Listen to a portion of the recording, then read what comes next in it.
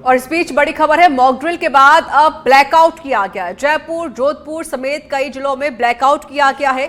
जिस जगह पर मॉक ड्रिल, उसी स्थान पर विशेष पर ब्लैकआउट किया गया। ऑपरेशन शील्ड के तहत एक स्थान विशेष पर मॉक ड्रिल हुई। अब उसी स्थान पर ब्लैकआउट का पूर्वाभ्यास किया जाएगा। इस बार अन्य क्षेत्रों में सामान्य स्थिति रहेगी। घरों, प्रतिष्ठानों, कार्यालय, वाहनों की लाइट सब बंद कर ब्लैकआउट में सहयोग की अपील भी की गई है पुलिस की तरफ से। सायरन सुने जाने तक के परिधि क्षेत्र में ब्लैकआउट रहेगा। उस क्षेत्र में सायरन बजाकर ब्लैकआउट की सूचना दी जाएगी। तो देखिए, आज कई जिलों में मॉक ड्रिल का अभ्यास भी किया गया, मॉक ड्रिल की गई और रात होते होते ब्लैकआउट भी किया जा रहा है। सभी लोगों से अपील की जा रही कि सभी लोग अपने घर की लाइटें बंद करते हैं। सायरन की आवाज आते ही सभी लोगों से अपील की गई है कि सभी अपने घर की लाइट बंद करें।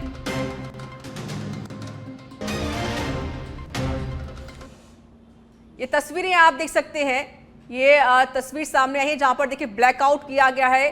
सारी लाइट से बंद कर दी गई हैं। पहले मॉक ड्रिल हुई और उसके बाद अब ब्लैकआउट किया जा रहा है। और सीधे रुख करते हैं जोधपुर का, जहां पर ब्यूरो चीफ प्रदीप जोशी हमारे साथ जुड़ गए हैं लाइव। प्रदीप, पहले सुबह मॉक ड्रिल हुई शाम के टाइम और अब ब्लैकआउट किया गया है, जानकारी दीजिए।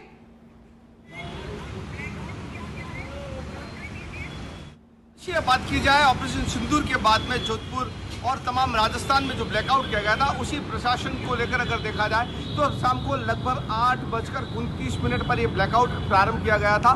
जहाँ पर तमाम मार्केट और तमाम जोधपुर की लाइटें बंद की गई थी। जो लाइट से वो बंद करने के बाद में जो ट्रैफिक व्यवस्था है वो भले ही सुगम चल रही हो, लेकिन जो नज़ारा है जोधपुर शहर का, जो ऑपरेशन सिंदूर के बाद में जो स्थिति थी, एक मॉक ड्रिल करनी थी और मॉक ड्रिल के साथ ही जोधपुर का जिला प्रशासन है, पुलिस प्रशासन है, उनके तमाम सहयोग से सायरन की आवाज़ जो है वो पूर्ण जोधपुर में सुनाई दी गई। अलग अलग क्षेत्रों में जो सायरन है उनको बजाए गए और सायरन बजाने के साथ ही दोबारा से जो सायरन है वो प्रारंभ करने के बाद में ही वापस बिजली को ऑन किया गया। मुख्य रूप से अगर देखा जाए ऑपरेशन सिंदूर के बाद में प्रशासन द्वारा, जिला प्रशासन, पुलिस प्रशासन द्वारा जो मुस्तैदी से 3 दिन पूर्व जो मॉक ड्रिल होना था वो आज मॉक ड्रिल किया गया और शाम को एक मैसेज उनके द्वारा किया गया था। जोधपुर एयरपोर्ट इलाके की अगर बात करें, अन्य क्षेत्र की अगर बात करें, अलग अलग क्षेत्र में जो सायरन है, जो प्रशासन द्वारा सायरन बजाए गए थे और एक आम जनता से सहयोग की जो अपील की गई थी, जो उम्मीद थी जनता से प्रशासन को, वो पूर्ण रूप से उनको सहयोग मिला है। भले ही ट्रैफिक सुगम रूप से चल रहा हो, उनकी लाइटें बंद, ट्रैफिक के द्वारा जो पुलिस की गाड़ी के अलावा जो चल रही थी, उनकी अगर गाड़ियों की बात करें, वो गाड़ियाँ चलती हुई नजर आई हैं, जो लाइट्स हैं वो नजर आई हैं, लेकिन कुछ इलाके ऐसे थे जहाँ पर पूर्ण रूप से अंधेरा साफ तौर पर नजर आया। जी बिल्कुल, जाहिर है प्रदीप, देखिए अदर देश या फिर कहें पाकिस्तान से अगर हमला होता है तो हमारे जो नागरिक हैं वो अलर्ट रहें, सतर्क रहें, ये सिखाने की कोशिश की गई है पुलिस की तरफ से।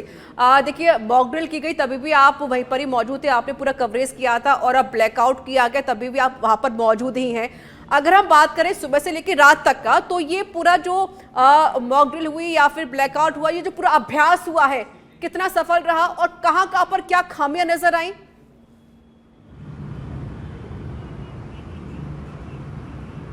बंद हो गया। प्रदीप, आवाज मिल रही है आपको? चलिए, हमारी आवाज़ उन तक नहीं पहुंच पा रही है, लेकिन बड़ी जानकारी हम आपको दे रहे हैं कि देखिए ब्लैकआउट किया गया और सभी से ये अपील की गई है कि जब सायरन बजे तो कोई घबराए नहीं। ये तस्वीरें उस वक्त की हैं जब ब्लैकआउट किया गया था, तो जो जितनी गाड़ियां जहां पर थी उनको वहीं पर रुकवा दिया गया, गाड़ियों की लाइट बंद करवा दी गई, घरों की लाइटें बंद करवा दी गई, जो रोड पे ट्रैफिक लाइटें होती हैं उनको तक बंद करवा दिया गया। एक ही अभ्यास किया गया, अगर मान लो कभी हमला होता है तो अपना बचाव कैसे कर सकते हैं। और देखिए, माइक के जरिए लोगों को समझाने की कोशिश की गई कि कोई घबराए ना, क्योंकि ये जो पूरे में अंधेरा हो गया था तो शायद कुछ लोग घबरा भी जाते हैं, लेकिन लोगों से अपील की गई है कि ये सिर्फ एक ब्लैकआउट है, हम एक अभ्यास कर रहे हैं, अगर ऐसी कभी सिचुएशन आती है तो आप अपना बचाव कैसे कर सकते हैं, ये ज़रूर सिखाने की कोशिश की गई है। और हम कितने तैयार हैं, हम कितने पानी में हैं, इसको भी देखा गया है। फिलहाल की तस्वीर उस वक्त की है जब ये ब्लैकआउट किया गया और लोगों को समझाया गया।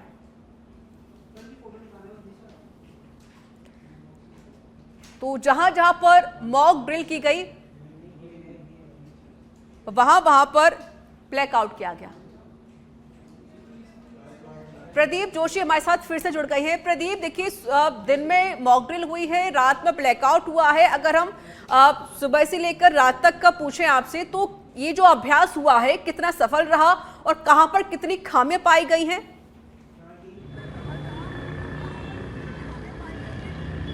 जी अवश्य बात की जाए मॉक ड्रिल को लेकर, अगर व्यवस्था की अगर देखी जाए तो दिन भर जो मॉक ड्रिल की थी, तमाम सुरक्षा के इंतजाम की अगर बात की जाए, जोधपुर की अगर मुख्य रूप से बात करें, पाकिस्तान से लगभग 300 किलोमीटर की दूरी है और यहीं पर एक एयरबेस जो है, मुख्य रूप से जो एयरबेस है वो जोधपुर में स्थित है। एम्यूनिशन डिपो की अगर बात करें, जो सबसे बड़ा एम्यूनिशन डिपो है वो जोधपुर में है। बीएसएफ का जो मुख्यालय है वो जोधपुर में है। तो कहीं न कहीं जो पैनी नज़र जो थी पाकिस्तान की वो जोधपुर शहर पर थी। उसी को लेकर जो रात्रि का जो ब्लैकआउट था वो उसका समय रात होने पर 8:30 बजे 8:29 का जो समय रखा गया था उसी में ये ब्लैकआउट किया गया था। और ब्लैकआउट करने के साथ ही तमाम इलाकों की अगर बात करें तो काफ़ी खामियां भले ही नज़र आई हो, लेकिन जो प्रशासन को जो आम जनता से उम्मीद थी उस पर जनता ने पूर्ण रूप से सहयोग किया है। जो सायरन बजा था उस दरमियान एकदम से बिजली का कट होना, अंधेरा होना और तमाम ट्रैफिक की व्यवस्थाओं की अगर बात की जाए, आम जन की व्यवस्थाओं की बात की जाए तो एकदम से ठप भी गया था। अंधेरा होते ही तमाम लोगों ने अपने पहिए रोक दिए थे। जो अंधेरा हुआ था, ब्लैकआउट हुआ था, ऑपरेशन सिंदूर को लेकर एक मैसेज था जो प्रशासन की ओर से पूरे राजस्थान में था और विशेषकर जोधपुर शहर की अगर बात की जाए, जो पाकिस्तान के नज़दीकी सीमा क्षेत्र जो लगता है, सैन्य क्षेत्र जोधपुर से लगता है। फ्लाइंग ऑफिसर की बात करें, एयरबेस की बात करें तो तमाम इलाके जोधपुर से लगते हैं। बीएसएफ फ्रंटियर मुख्यालय जोधपुर में, इन सारी चीज़ों को अगर ध्यान में रखा जाए तो एक टारगेट पॉइंट जोधपुर था। जब कुछ दिन पूर्व ऑपरेशन सिंदूर का अंजाम दिया गया था, उसको लेकर जोधपुर शहर पर विशेष पैनी नजर रही थी। लेकिन आज प्रशासन द्वारा एक मॉक ड्रिल का जो मैसेज देना था, आम जनता से जो सहयोग की उपलब्धि थी, उसको लेकर कहीं न कहीं खामियां उद्देश्य था वो उद्देश्य यहाँ पर पूरा हुआ। लोगों को समझाने की कोशिश की गई और जो कि लोग समझ भी गए। चलिए, बहुत बहुत शुक्रिया आपका प्रदीप, अधिक जानकारी देने के लिए।